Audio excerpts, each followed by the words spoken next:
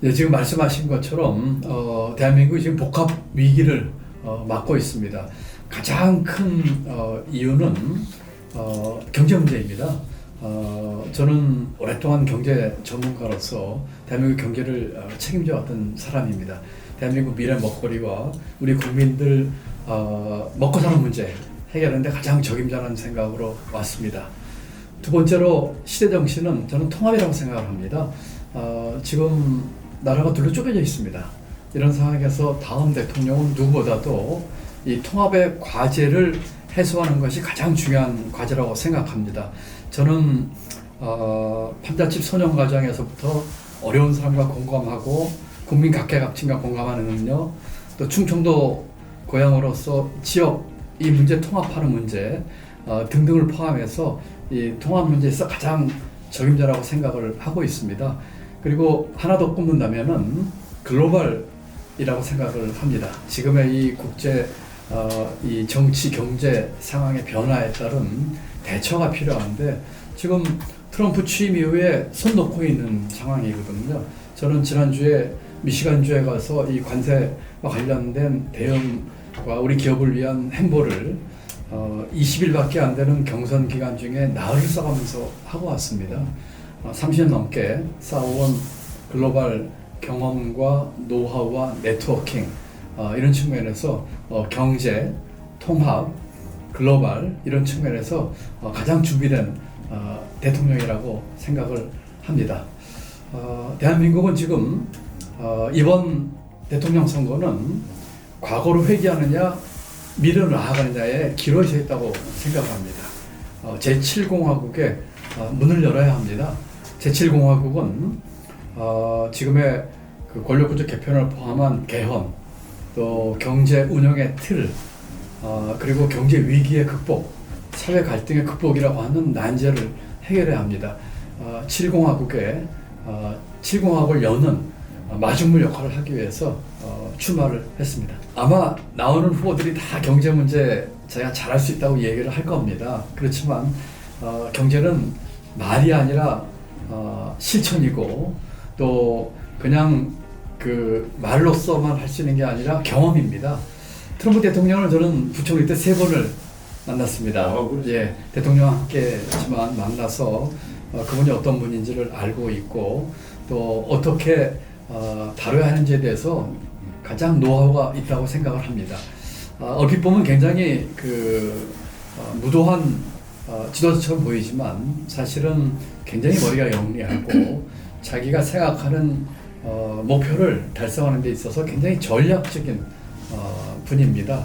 분명히 한국이 갖고 있는 우리의 당당함, 첫째로는 지경학적으로 또는 국제정치, 경제적으로 단순한 대북 억제뿐만이 아니라 인도 태평양 지역을 우리가 관련된 데 있어서 핵심으로서 또 경제적으로는 미국이 갖지 못한 경제적인 장점으로서 조선, 반도체, 방위산업 이런 걸 가지고 서로 간에 윈윈하는 그런 협상과 또 대처를 가장 잘할 수 있다고 생각을 합니다.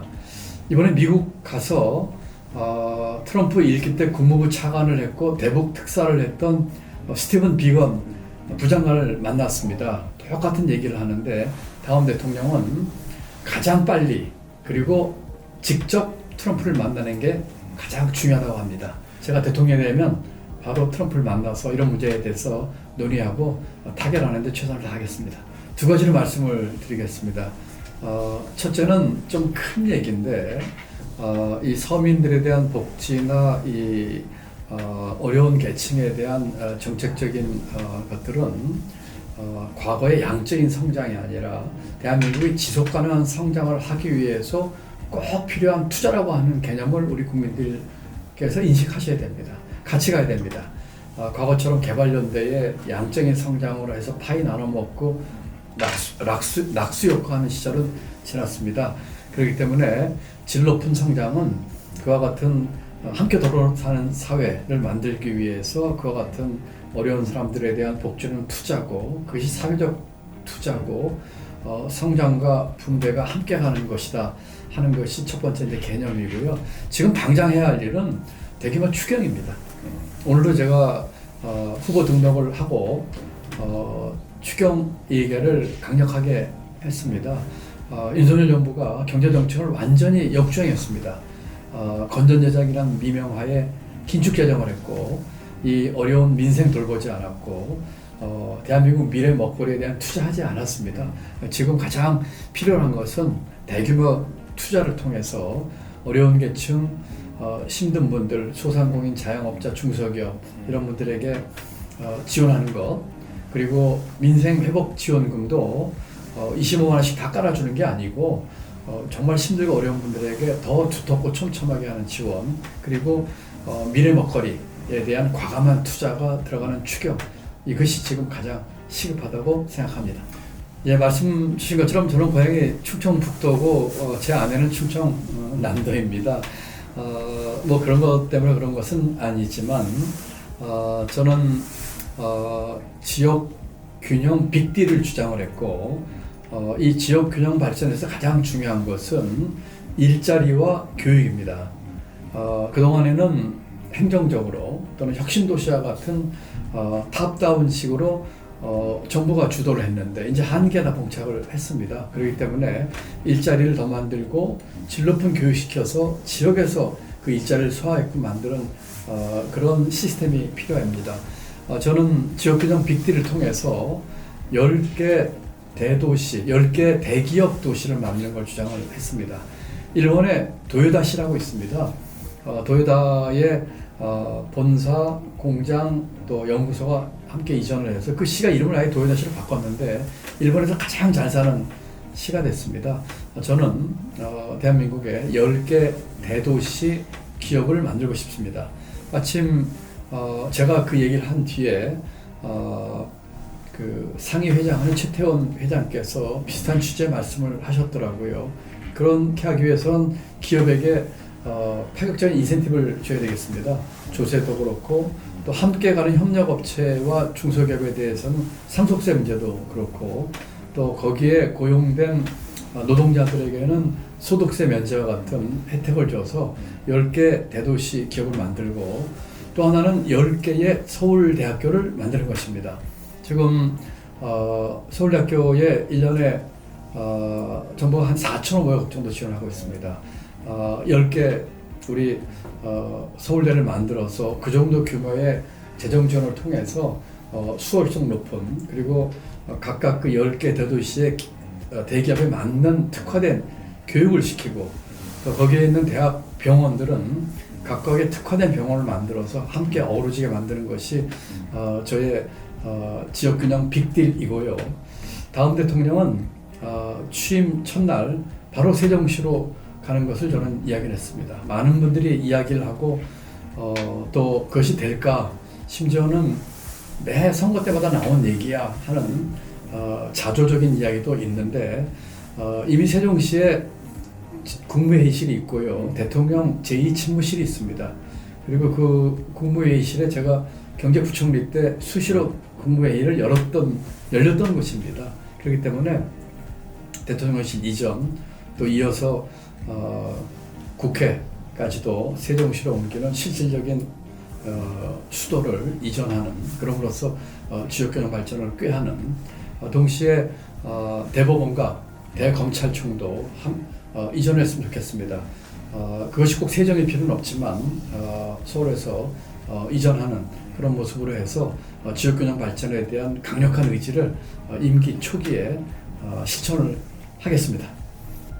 여러 개 질문이 있기 때문에 제 나름대로 정리해서 말씀드린다면 제가 민주당 경선에서 갖고 있는 경쟁력은 본선 경쟁력입니다.